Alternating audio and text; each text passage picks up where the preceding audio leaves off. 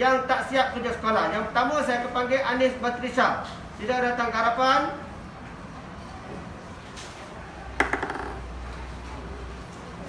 Waalaikumsalam Anis. Okey Anis. Kerja mana yang kamu tak siap lagi Anis? Ustaz. Kenapa tak siap Anis? Saya terlupa Ustaz. Kenapa terlupa? Semalam saya keluar.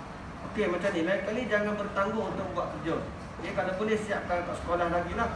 Jadi jangan bertangguh lah. Kalau sesuatu benda tu kita buat jangan bertangguh. Kalau bertangguh dia semakin banyak. Lepas tu kita semakin lupa.